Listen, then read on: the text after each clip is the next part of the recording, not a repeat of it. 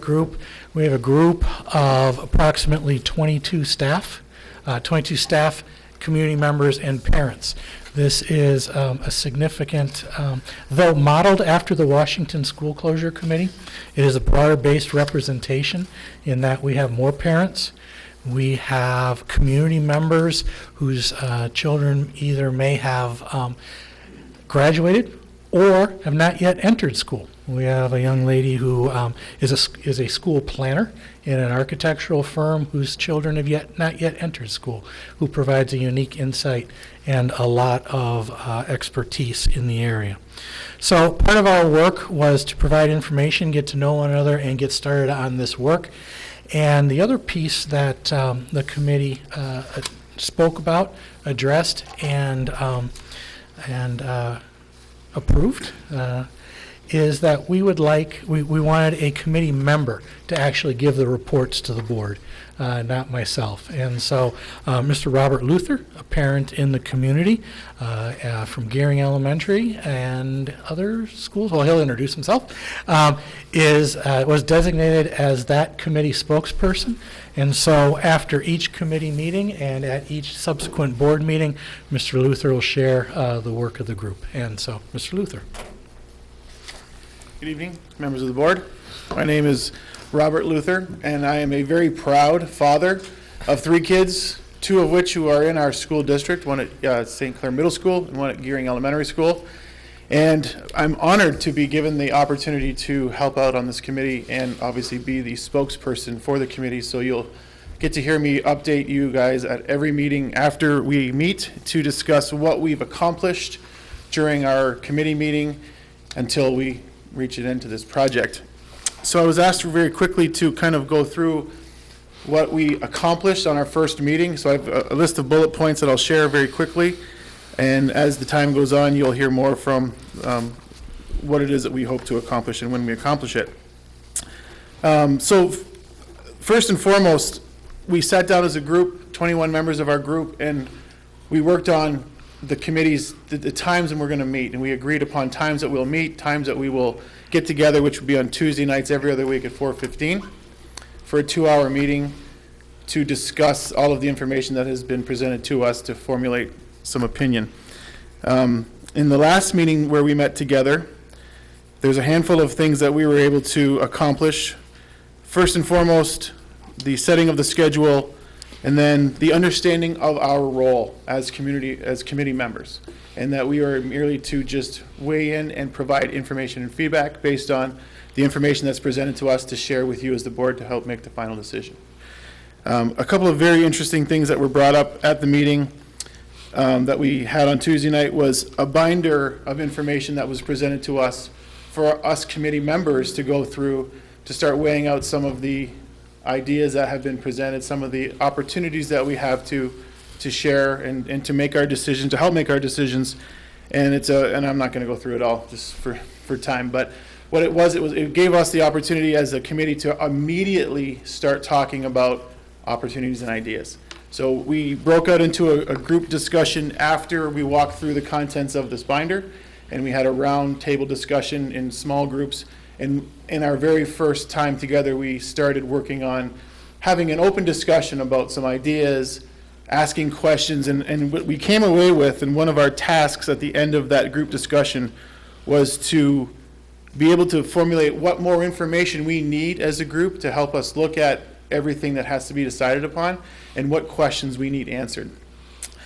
One of the decisions as a group that we made coming out of our meeting too is how are we going to communicate this information with family and community members who are asking about how these meetings are going if they're not able to come tonight or to any of the meetings to discuss or to hear what's being discussed. And we're putting together some outreach for the community in the form of a feedback forum that will be put on the website, an opportunity for family and community members to share their feelings.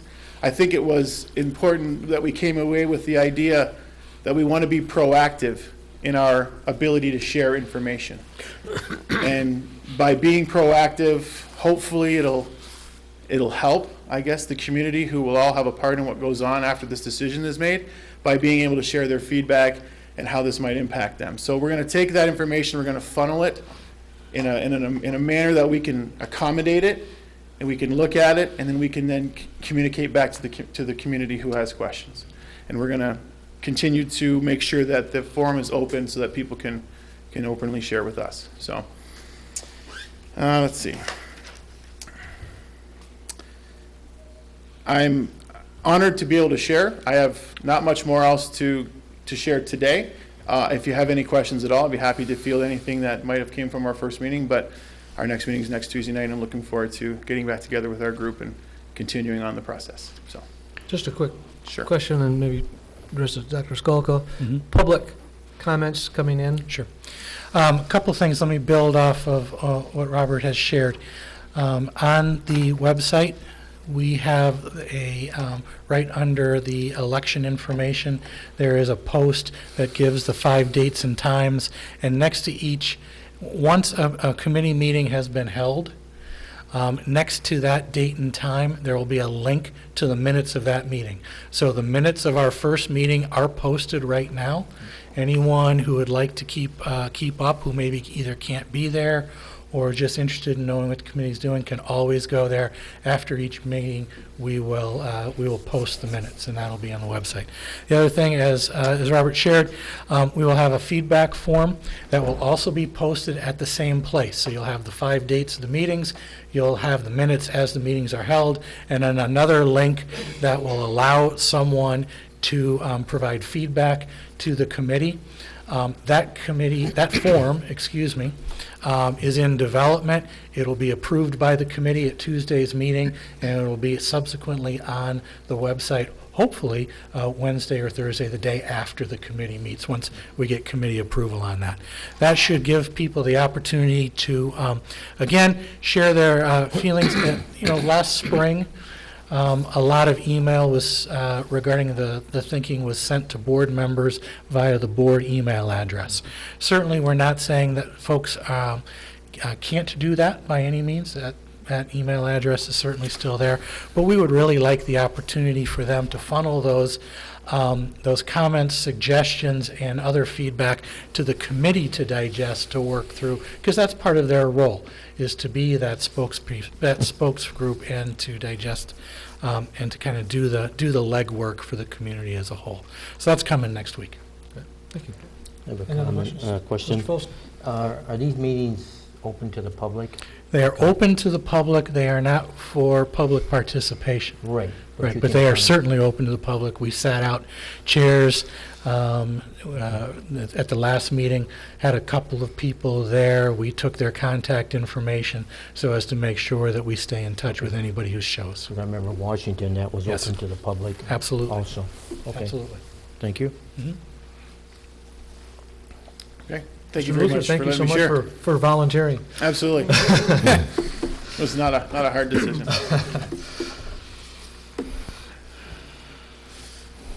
Next item in the elementary school closure is the initial transportation and school of choice information. Dr. Skolka.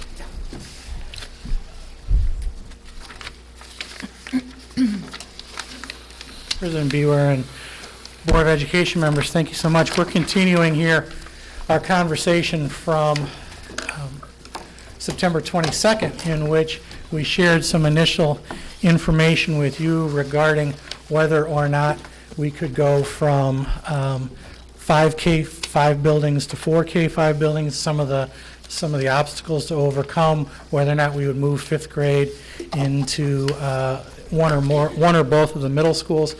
And so a next logical part of that discussion and conversation starts talking about aspects both of transportation and choice. So again, as I said, we talked about class sizes and sections where students live, facilities. Let's now talk about transportation choice and ask you to reflect on a couple of questions here tonight. Before I jump into that, though, Mr. Treasurer Folsky asked about capacity. And it would be really nice if there was a simple answer about capacity, but capacity is all in the decisions that we make as to how certain facilities will be used.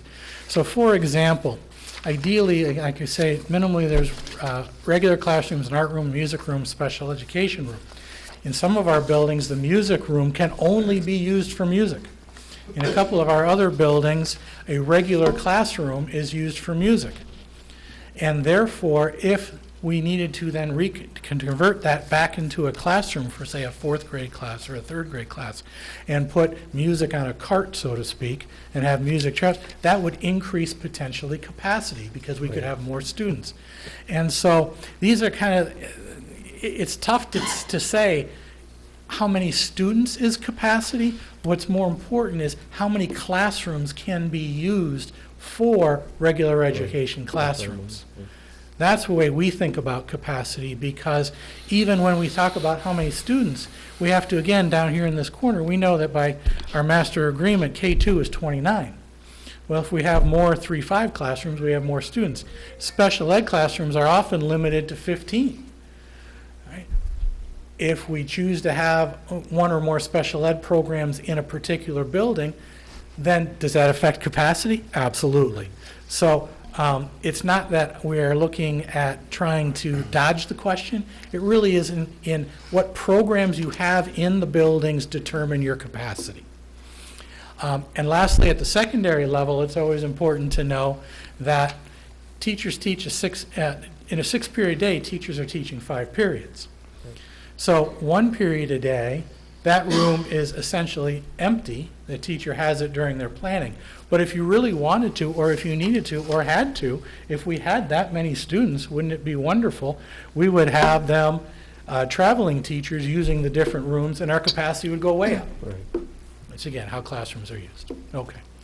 So let's talk a little bit of transportation. And I want to say that on September 22nd, all the information we gave you spoke to this concept of dividing evenly. So as I said, in alphabetical order, if we were to close Eddy, all right, and there was 56 kindergartners, the information that I shared on the 22nd how would that room utilization work if 28 went to one building and 28 went to the other? And somewhere in that explanation, I shared that that's just not going to be possible across every single grade level. No matter where we draw the line or how we do that, it's going to fluctuate in some way or another so that some grade level isn't even. So working with Mrs. Livingston in transportation, we took a couple of actual scenarios this time around. And in this particular case, it is, again, looking at Eddy first, Clinton Road. In other words, if that became the line, that right there is Gearing Elementary. Okay? So I want to make sure that we know that because we'll come back to that, but that's where Gearing is. And here's that. So everything to the south or everything in this corner, if these students were to go to Pine and these students were to go to Gearing, what would happen? Well, I used the exact same methodology as I used 3 weeks ago. And instead of dividing students exactly evenly, these 56 kindergarten students, all right, 28 and 28, we did the work with the transportation software to determine where those 56 kindergartners lived. And we found out that with a line of Clinton Road, that 42 of them would end up at Gearing, okay, and 11 of them at Pine. And so forth and so on all the way down to the point where, in this particular case, at Gearing, where these 2 sections became evenly divided, 1 and 1, now became 4, and we could accommodate these 11 in the existing 2 sections at Pine. So it's still only 4 sections in this particular case. But I want to point out the fact that 57, I have it in red because it is a troublesome number for me moving forward and thinking about this, because, again, contract language back here says 29 students K2. 57 means 29 and 28. It means you have 1 available seat for anybody who might move into that area. Once we use that 1 available seat, if a second student, kindergarten student, and the same in 1st grade, because the same, again, we're projecting out similarly for the following year, what would end up happening is that student would then have to be considered an overflow student, and we would have to bus them maybe down to Pine or another of the elementaries, or we'd have to create another teaching section, thereby making 3 and thereby increasing our costs and expenses. Okay? As we go through this, we can see that these two sections, and we keep going through, and eventually 13 minus 13, Eddy, we've moved all of the Eddy students. But the 13 sections, when they're split out using Clinton Road as the divider, actually turns out to be 11 more sections at Gearing, 3 more sections at Pine, or 14 sections. And that was understandable because we weren't dividing them evenly, and as a result, this particular dividing line, given where existing class sizes were, actually causes an increase of 1 section from where we were before. So that would be an added cost of a section. Okay? What else? Well, increases the number of bus routes by 1, and one considers, well, how could that be so when you're actually going from 5 schools to 4 schools? Let's not forget that Eddy is our most neighborhood school. It has the most number of walkers, and now all of those students are on buses. And so we're actually transporting more students, and in this particular case, it would add a bus run because we could not fit those students completely on existing runs. 11 more classrooms at Gearing, that's not possible under the scenario we talked about last month, or 3 weeks ago. Even if we were to move the 5th grade to St. Clair Middle School, 7 more classrooms at Gearing is still not possible if the early childhood program stays. It eliminates the 2 multi-age classrooms at Pine because those numbers don't work out anymore in order to create a multi-age. But the net is one additional teaching section, which I talked about previously. If we've been using the $80,000 figure as our figure for budgeting when we reduce a teaching section, which we did this past year, reduce 8 across the district, 2 more with kindergartens that didn't show up, then we ought to use that $80,000 figure if we're planning to add a section potentially. I already mentioned the fact that in kindergarten and 1st grade we have 1 available seat, and that is a potential issue. And 88 3rd grade students at Gearing presents a similar issue because 88 3rd grade students across 3 sections, 30 per class makes 92 open seats. And of course, increased bus and car traffic at Gearing, which may result in a request for site work. And site work can, new bus routes, new traffic patterns, something like that, potentially might not, isn't, we would first want to see how it worked out. So that line right there had the imbalance that we showed as opposed to the divide evenly. What if we moved up to this asterisk here? That's Vine Street. That would send these group of Eddy students down to Pine River. Will that make it a little bit better, a little easier? Well, one thing to also consider, if that is the dividing line, and we'll show the numbers here shortly, please understand that kids and students living there would be passing Gearing, their nearest elementary, to go down. Not that huge of a deal, but they would certainly go past one elementary school to get to the elementary school to which they would be attending. So what about Vine Street? Well, this was the Clinton Road, and we saw that 42 kindergartners when we draw that line. When we draw the Vine Road line, we pick up 6 more to go to Pine. So we're getting a little bit closer to that evenly divide scenario, right? Not there yet. Right? And school of choice, these are students not affected in this. These are students who are not in the Eddy attendance zone that we would need to find space. We would have to account for. Again, bus route would increase by 1.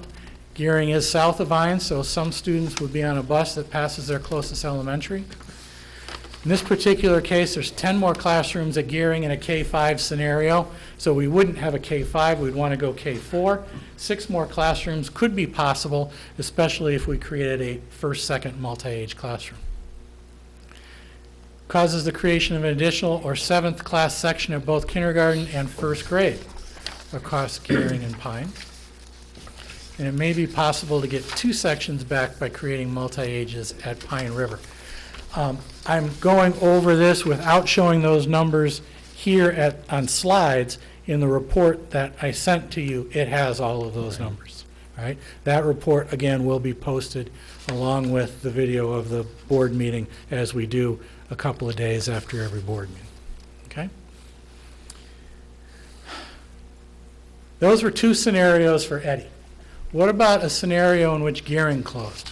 And what would transportation and what would the division of students look like? Well, in this particular case, because Gearing's attendance zone crosses the entire east-west width of the school district, you could send students not only to Eddy here, to Pine here, but we could also send students to Palms from the very western section, basically from Kendall Road down in this section right here. In this scenario, again, we reduce further and we more balance the idea so that we would send 33 kindergartners to Eddy. So I want to go back real quickly. We've gone from 42 changing to 36 to now 33. So we're getting more in that idea of trying to get even or balance evenly so that we can at least have conversations, better conversations about whether this would work. Okay? Same way across the rest of the grade levels. What happens here? Well, no additional bus routes are required. In this particular scenario, we are able to put the students on existing routes, especially because the west side, those folks would go down to Palms, and as is our rule of thumb, no student would be on a bus for longer than an hour. That's a large concern for us, and we try to maintain that rule of thumb. It does add 1 teaching section at Palms, but they have the classroom space within a K-5 configuration to do that. 5th grade, though, would have to be moved to St. Clair Middle in order to accommodate the other students at Eddy and Pine. At first glance, it appears that early childhood program could be housed at Pine River in this scenario of closing Gearing. The Clinton Road scenario concern of 57 kindergarten students and 1st grade students at Pine River, leaving 1 section. It exists as well. More than 1 new student would need to be sent to another building or another teaching section added. We still have that concern. And we would still have increased bus and car traffic at Eddy, though not as substantial as before, because some more of those kids are headed to either Pine or to Palms. So before I jump into school of choice considerations, these are just a few of the lines. Obviously, we can keep drawing lines. We can keep trying to move kids around. And that's what this process is. It's a series of iterations to try to find something that, in the process of doing all of this, actually provides savings and doesn't eat back into any savings that would be achieved through closing a building by having to add staff because of how the kids fall out in the different grade levels. So we're going to continue to draw lines. We're going to continue to do scenarios. Yeah, because if Palms is at 81% capacity and Bell River's at 80% capacity, it seems as though we ought to be able to maybe move some students into the Bell River as well. Absolutely. Okay. That's some transportation considerations for us to think about, and for you folks to just know how that works, because the idea that we could just divide these kids evenly isn't going to work, even though that was a great starting point 3 weeks ago for a discussion about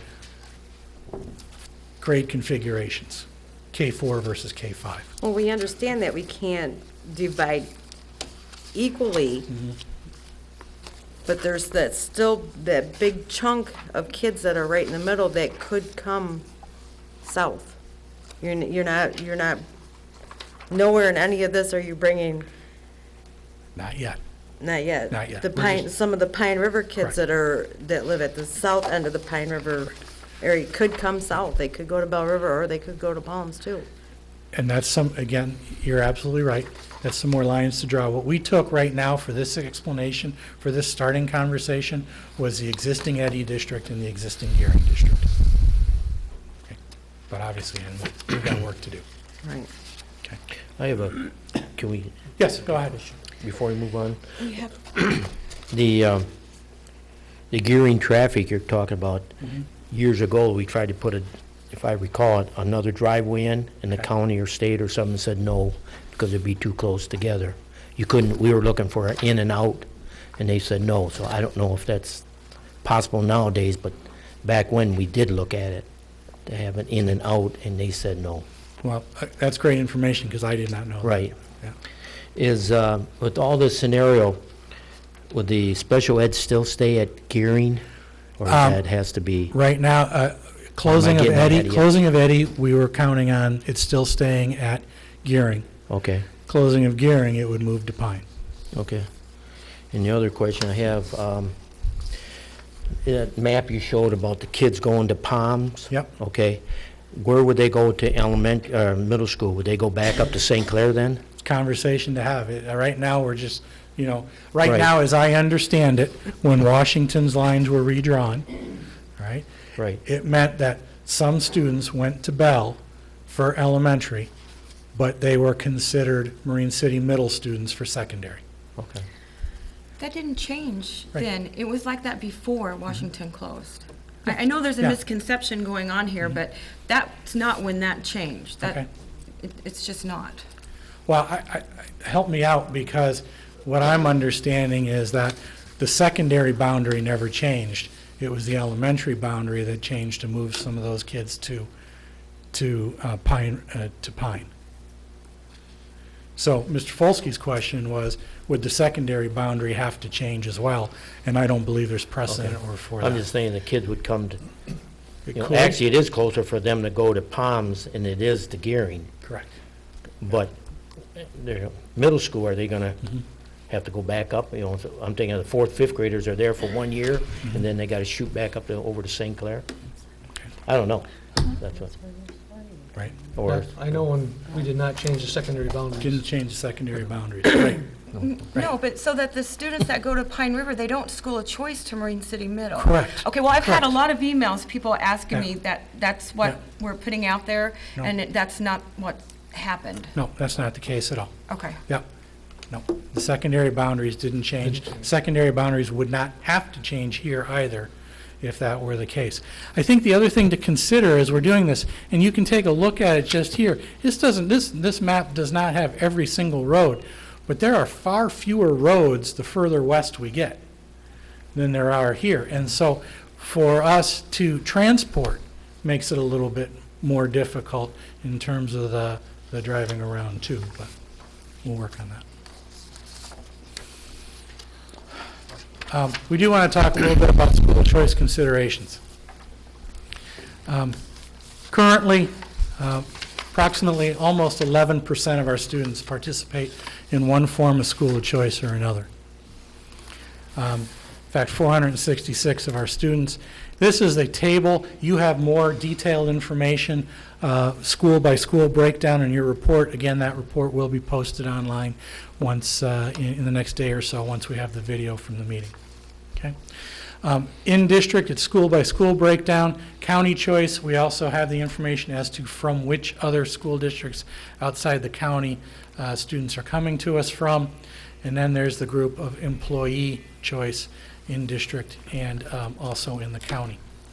So as we potentially draw new lines, we have to also understand how that may or may not affect choice and people's desire to choose, and people's just history and the fact that they have been a choice student and whether or not that will continue, whether or not basically we're going to rewrite any choice rules.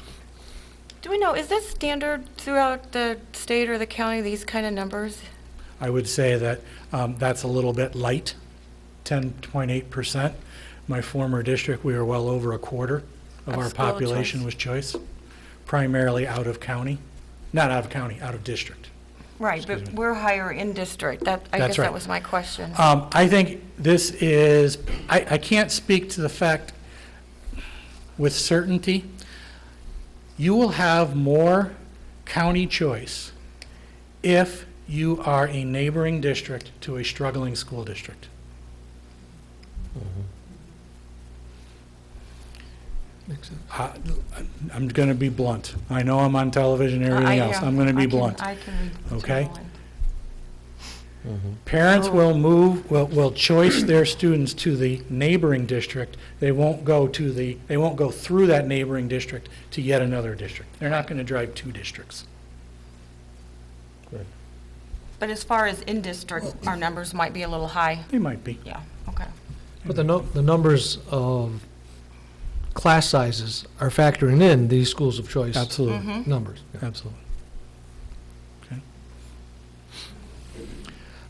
District programming. Revenue, of course, is based on enrollment, as we've talked about a great deal, and enrollment is impacted by, now here's where I'm going to get on my soapbox a little bit, if you don't mind. State and local economy. The state and local economy, we know that we've had a very difficult time over the last 10 years, especially since 2008, 2009. And as a result, in the last census, the 2010 census, we became the only state in the union to lose a congressional seat. All right? We don't have, right here in our school district, this school board, this administration does not have a great deal of control over the state and local economy. Right? We are impacted by that, by the number of jobs, by the folks leaving the state, those kind of things. I cannot say, and I said at Rotary today, I cannot speak more highly or more excitedly about the work our staff and students are doing. All right? Just last week, 2 marching bands, Division I ratings. All right, exemplary ratings all across the board. Right? 2 state championships last year in athletics. 1 7-0 football team, 1 6-1 team, a soccer team that's doing great, an outstanding theater performance 2 weekends ago, Brighton Beach Memoirs, and then that's not even counting the academic awards and the academic accomplishments our kids make. All right? We are not in this particular financial situation as a result of a lack of quality in this school district. If schools continue to be funded solely based on enrollment, and this state continues to lose people, well, we know what the impact will be.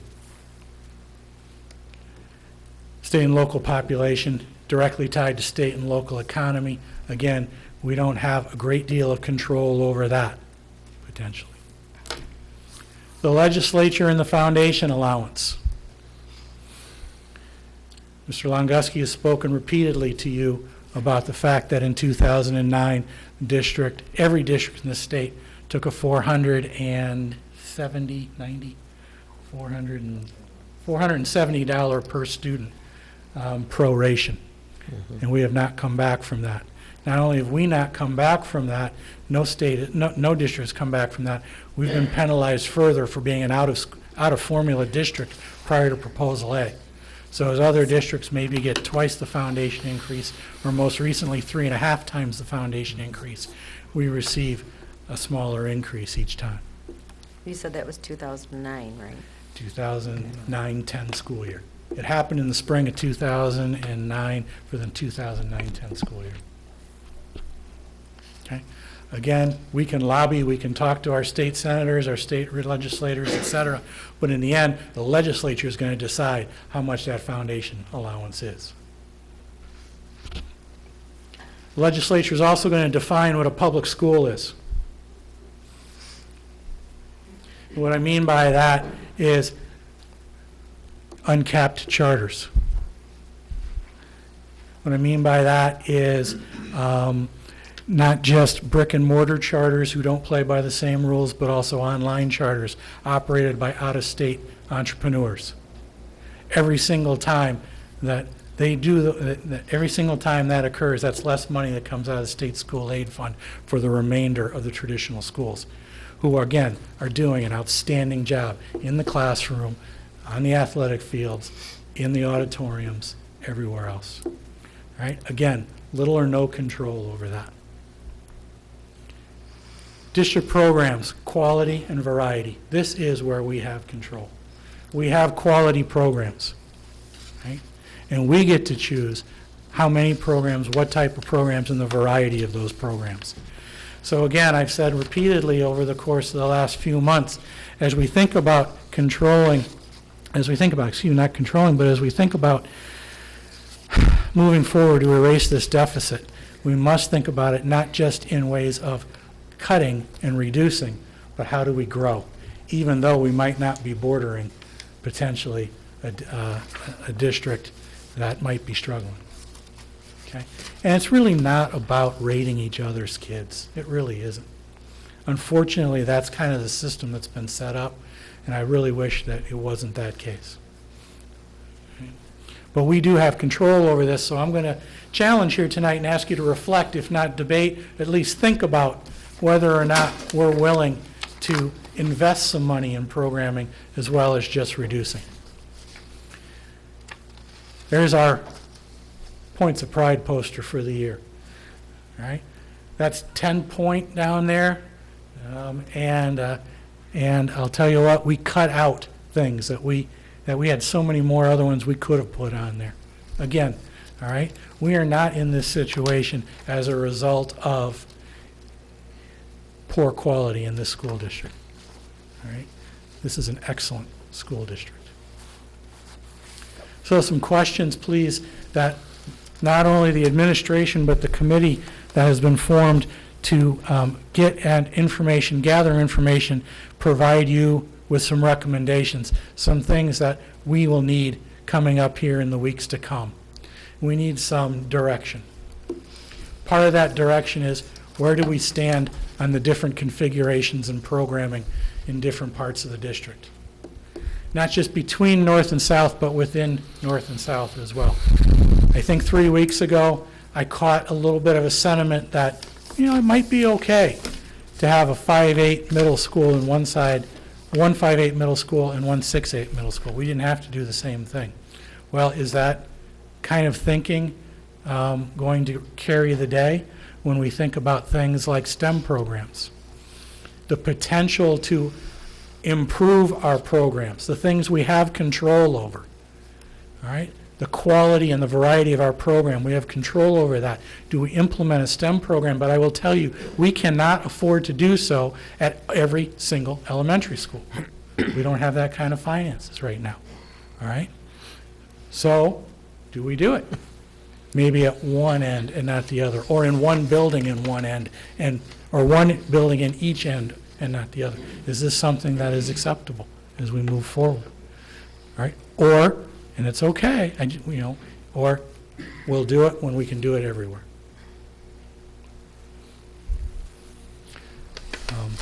One question for discussion. I got 3 of them. We can go through all 3 questions, or we can go one by one. The K-5 structure, Yes. doing K-4 in the north end, do we know, does that alleviate this capacity problem in the elementary schools? It opens the door to at least consider going to 4 elementaries. Okay. We cannot close an elementary and fit all the kids in, at least in year 1, at least next year, Right. remaining K-5 in all the 4 remaining buildings. How many classrooms will that open up, moving 5 into? Somewhere in there, your 5th grades, I believe next year there's 3 5th grades scheduled for Pine, 1 at Gearing, 2 at Eddy, so 6 overall. Would that open up for new students coming in? Not necessarily. No? No, Okay. all that does is give you the space in order to move out of a building. The way you'll have more space for students is to add more teachers. Because you showed there where there was room for 1 student here, Yep. 1 student there.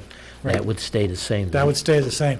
Because basically, what you're doing is you're just moving sections from one place to the other. Correct. As we said 3 weeks ago, when we talked about why it was maybe easier and you had more savings when Washington closed, was because at that time, class sizes were significantly lower. Correct. Yep. So you had more room to move those kids into existing sections. Existing sections right now, no, we're just moving section for section. And we're talking now maybe a little sooner than we did at Washington, because our projections still show that those section numbers in following years will go down. Oh, absolutely. Yeah, yeah. Yeah, The other point is that, again, this assumes that the number of students in a classroom remains the same, correct. which that is not necessarily the case. So in other words, there may be more openings, John, depending upon what agreement they Right. reach over next summer with. Okay, so less fifth graders come in next year at one particular school, that could open up. Is You that could what you're saying? literally have, if you added, at schools, you added another child per, in terms of number of students allowed in a classroom, you literally would add greater number of students. Now, you wouldn't add 100 students, but you certainly would add a few here, a few here, a few here, and after a while, you probably have something. I mean, I'm not saying you guarantee it, but you certainly are opening it up. Okay, okay.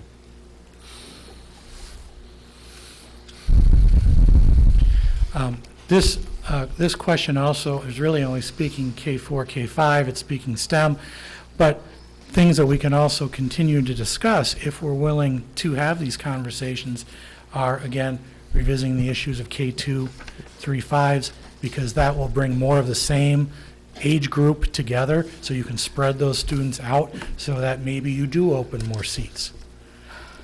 That has an opportunity. And also, balanced calendar, also referred to as year-round school.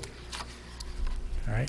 I will tell you that Port Huron, of course, went to a couple of buildings with year-round school. I would guess at least 2, if not 3 other school districts in our county are looking at it and are hoping to implement for next year. Did we ever look at how much that would cost to start? We didn't get that far because basically the idea was, let's just get into next year. We're too late in the year. Yeah. I know But it- I apologize for cutting you off. No, that's But fine. what I'm looking for is a little bit of direction of, yes, we want to know those numbers. We're willing to entertain that idea, even if it costs us a little bit more. Then Well, we'll, we Oh, want I those think we numbers. need to know. I watched one of the presentations when Algonac was looking at it. right. And they estimated around $40,000, which I don't, that was just their Yeah. presentation. So I Sure. think we'd want to know if, Right, yep. Or Did they is it- happen to ask whether or not they were going to do any retrofitting for AC? Because we have 2 buildings that would accommodate it without any you know, infrastructure. This was one of their board meetings that was up on their website. Okay. I could probably find out if there's still a link to it. Okay, yep, When looking at Croswell, that's been a successful program very much so. and has increased in Mhm. year-round school students Correct. every year. Yep, very much so. And they did it not as a whole building. They Right. did it as as individual sections within a building. They did not have buildings that were air-conditioned, and so elementary started in the middle school in the summer and then moved back. I don't think that would not be something necessarily we'd need to do, because both Pine and Bell and Gearing, all 3 have the ability to climate control. I won't call it air conditioning, I'll say the ability to cool. And make it a good deal. Okay.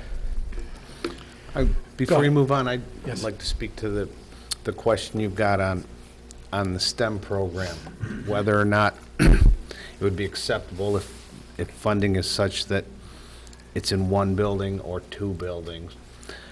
My thought on that is that with whatever funding is available, to use that for STEM in the best manner we can, not keeping it from everyone, because depending, we're working schools of choice, we're working a lot of different things, but Right. through school of choice, it would, no matter where the location would be, I think it would be available Great. to Okay, everyone. excellent. I agree. If we've got grants and foundation money out there for that STEM program, I think it's something that we need to put in. Knowing that we can't put it in every elementary school, Right. but we've got to start someplace. We have identified a grant opportunity for elementary STEM, not sufficient to put it into all 4 schools. And obviously not a guarantee that we would get it either. But like the GM and Cargill grants, we need to try. We need to make the effort to try. Okay. Where do we stand on investing in new programming? We've touched upon this a little bit. In a time of deficit, grant only or general fund use. Enrollment projection is to decrease another 70 to 80 next year. If we implement a STEM program at one elementary, that initial cost is going to be about $20,000 initially. And then there's ongoing consumables that are less than that. Without the benefit of grant money, if we did not receive any grants, then in essence what we would need is 3 new students, new to the district, right? Couldn't just be an in-district choice transfer. 3 new to the district to pay for that $20,000 investment. And I think, again, a little bit of the conversation I'm hearing is that we're open to the idea of potentially investing, even in a time of deficit, to grow programs and to attract students. I would, on the STEM program, I would like to get initiated, get one at the north end and one at the south end going. Even like, so we get 3 new kids. Does Marysville have a grant? I mean, do they have STEM for elementary? And does I'm not- Algonac have it? I mean, it's something we can check into. Right. Because I think we could draw those 3 kids Yeah. with no problem at all. Yeah. I We- think, I mean, it's a Absolutely. gamble. Absolutely. I realize it. Yep. It's a gamble, but Yeah. I've been thinking about this. I think we should start one at the north end and one at the south end, Okay. just to get the ball rolling. Is there any way we can get preliminary numbers, or is that? Preliminary say, numbers of what? We know preliminary enrollment, cost saying numbers. that we No. could, if Not we, necessarily. if we say, hey, we're gonna go STEM at Palms, Well, are we gonna, hey, Mhm. kid from Algonac say, yeah, there's 10 or 12 kids gonna come? Is there a way we can, you've done an excellent job of foreshadowing the next question. Where do we stand on schools of choice? Again, 10% or 11% of our student enrollment is involved, 1 in 10. Are we going to change the school of choice rules to the extent that we can by law? In other words, in-district school of choice, we have the opportunity to change those rules. County school of choice, we can't send them back, nor would we want to. They are our students. They are East China students. They are contributing to our student body, our community in very, very positive ways. But to John's point, all right, if we put in STEM, okay, at one building, and we allow in-district school of choice to say, well, if it's in that building, now I all want to go there, and all those seats are taken up, you're not going to get 3 new FTE. You're not going to pay for that. So are we going to limit, are you willing to limit in-district school of choice rules? And I just mean further. It doesn't mean that you can't grandfather everybody who's here or everybody who's where they're at right now. It's just, are you willing to limit further or additional in-district choice so as to leave available seats for new county students? I think we have to. I personally think we have to. The only way you can pay These for aren't it. easy decisions that we have to make, and I think we know that, but the deficit's not just going to go away by us hoping that, I don't know, we're going to get more money next year. So Treasurer Folsky, where I can't say how many kids I think we would get, I would say that if we allowed that, if we did it at Palms, for example, and we let everybody then go to Palms within the district through choice, then the net is 0 and we've received nothing. right, You're going to have to Okay. keep some seats available. okay. We got the STEM at the high school and the middle school. Has that drawn any out-of-state, out-of-district kids? How many Can- kids involved in STEM? Anybody? Maybe help me Mike on can that? help us out? Maybe that's a great question for us to go with get the It's committee just and something get maybe we can further look into. information for you. Since we got STEM at the middle school, has that drawn kids Right. from other districts? Mhm. And maybe if that does, that could follow. It drew kids back. We had some kids that, students that were living in the district but were going to schools outside of East China School District because they wanted to accelerate math and science. we drew some of those students back to each child's school. Well, So then I would say that's the yes. same. Yes, Yeah, it is Okay. the that would same. be a yes. I'm just wondering if that's going to filter down to the elementary then, I think it would would be think more so. popular with the by going elementary. one at each location. I think so. And we I might be know it's a ear- gamble, but I, and we might be early in our high school numbers, having just implemented Right. the classes. okay. Well, there's another consideration too, that all that assumes is that nobody else is going to do it. Exactly. So, I mean, somebody in some other school district close by may be having this very same discussion right now. Mm-hmm. I think that personally, I think we focus on our people and we do what best we can for them. And when we were discussing earlier which schools to close, there were savings by doing one particular school that weren't available by doing a different school. That's one consideration, but this is something that feeds into that very consideration because now we're looking for other funds. Well, those funds may come from a savings of one particular choice as opposed to closing a different school, which doesn't save us the necessary amount of funding. I don't know the answers to any of those questions, but it is part of our decision process. Right. So it's, I would also think that the other school districts are, oh, those absolutely. people are they're dealing with the same things we are. Absolutely. So they're going to be dealing with these issues. I don't know of a district who's not wrestling with all of these things. Right. The, But I think if we do a good job, which we are doing, That's, yeah, yep. that I can say, because I know two people who came into this district, who live in this district, that were going outside, that came back for that very reason. that's good enough. And again, trustee McNamee makes a great point. Not if we do a good job, we are doing a good job. And I'll take the opportunity on CTV to once again say that our two high schools were 1 and 2 in the county in ACT. And that's just not the high school, that's the elementaries and middle schools that help put the basis and foundation for that education for those students in order to produce those results. Okay? So we are doing an outstanding job. That's why I think STEM is so important, that if we are putting out that kind of a quality education, that we want to be on the forefront. So, again, I'm not apologizing, but I'm just saying, this is messy. This process is messy.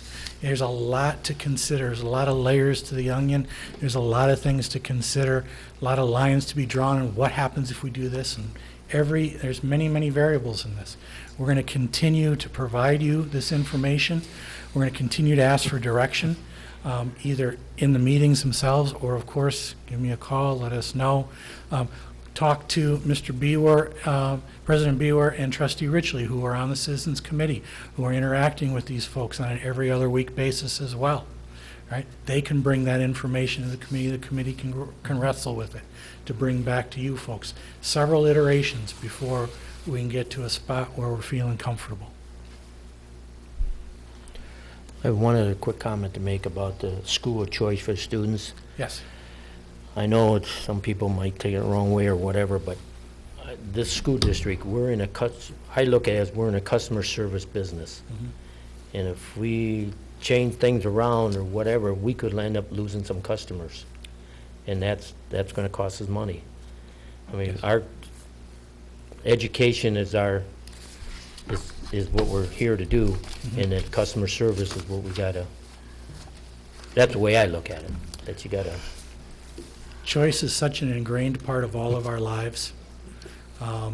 And with the advent of Proposal A in 1990 and the choice legislation and all the charter schools, people are used to being able to say, if I'm not able to get what I want at the school closest, it's not really that big a deal anymore to take them somewhere else. Correct.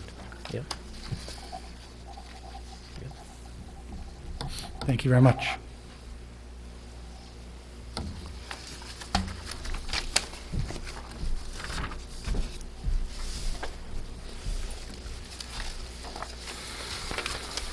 Thank you. I think based on the comments that we had here from the board and direction, you're going to continue to come back to us with additional lines drawn for different redistricting I- to move the kids around. Looking at the K-4 Mhm. in the north end of the district where our crowding is most pres- presented, Sure. to see what numbers would work at that, knowing that possibly bringing back, moving that out, we're opening up classrooms, but also eating up hiring teachers back in order to make all the kids fit. Correct. It's great work for the committee to do on Tuesday. They can get some maps and start working with Mrs. Livingston present to help us from the transportation point of view. You know, I look at this advisory committee and stuff, they might come up with an all different plan or something, or something that we're not looking at, or looking, that's why I like their input on it, to, I mean, in the roundtables, there were some questions thrown out at our table that, brand new Right. ideas, That's brand what I new mean. thoughts. So I'm anxious to read the minutes from the meetings, and because I only sat at one table, and we did ask that Mrs. Vargo was going to turn us around, so we're sitting at different tables with different people each meeting, so that we get to know each other and the different ideas and comments from other people. So I'm looking forward to the meetings. yeah, they might come up with something that's outside the box for us to consider. The best possible scenario is that somebody solves this. 'Cause We will solve it. and I mean that because I'll give all the credit in the world to somebody who solves it, Right. you know?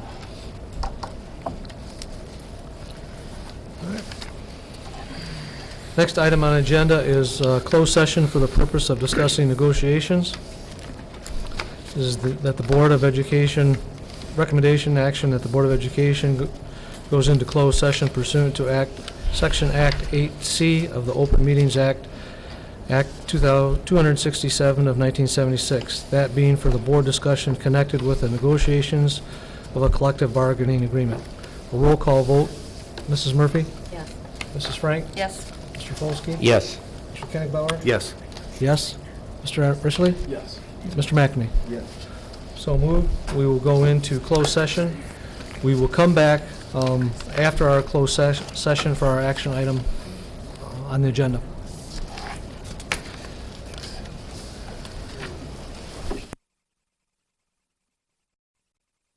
Thank you. We are back in open session. Action item number 5. Recommended action per administration recommendation, the Board of Education ratifies the tentative agreement 2014-15 between the Board of Education of the East China School District and the East China School District and Local 214 Teamsters, state, county, and municipal workers. Motion is needed. So move. Support. Moved and supported. Comments or questions? All those in favor signify by saying aye. Aye. Opposed, same sign. So carried. With that being our last item on the agenda, we stand adjourned.